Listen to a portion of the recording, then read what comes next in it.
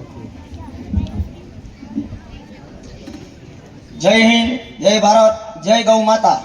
માળી આટીના જીવ ગયા ગ્રુપ વિશાલ ગૌ રક્ષક રાજ આજે ઘણા સમયથી અમે અબોલ જીવોની સેવા કરીએ।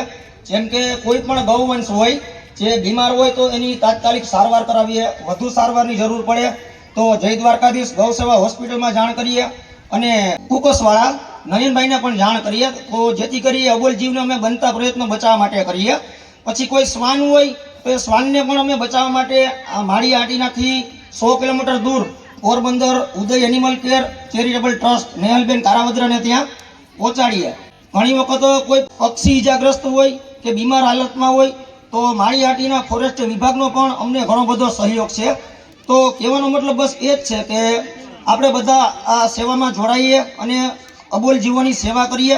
એક સમય હું પણ એકલો જ સેવા કરતો હતો અને આજે 22 જણાની અમે ટીમ બનાવી છે અને માળિયા હાટીના આજુબાજુના કોઈ પણ ગામની અંદર કે આસપાસના વિસ્તારની અંદર કોઈ પણ વ્યક્તિ અમને જાણ કરે કે ભાઈ અહીંયા કોઈ ગૌવંશ બીમાર છે, કોઈ શ્વાન છે, કોઈ પક્ષી છે તો તાત્કાલિક અમારું જીવદયા ગ્રુપ ત્યાં પહોંચી અને અબોલ જીવને સેવા કરે છે।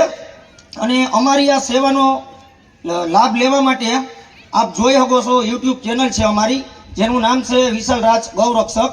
તો બસ હું એટલી વિનંતી કરું છું કે ક્યાંય પણ આસપાસના વિસ્તારમાં કોઈ પણ અબોલ જીવ તકલીફમાં હોય તો અમને જાણ કરો જેથી કરી આપણે સૌ સાથે મળી અને આ સેવાકીય કાર્યમાં સહભાગી બનીએ। જય હિન્દ, જય ભારત, જય ગૌ માતા।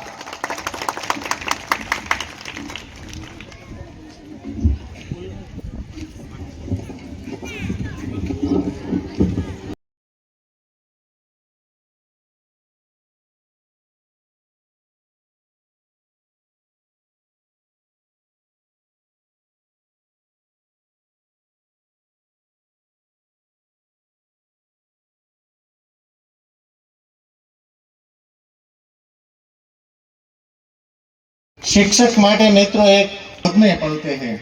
આવા ગુરુજનોનું સન્માન થઈ રહ્યું છે ત્યારે ફરી વખત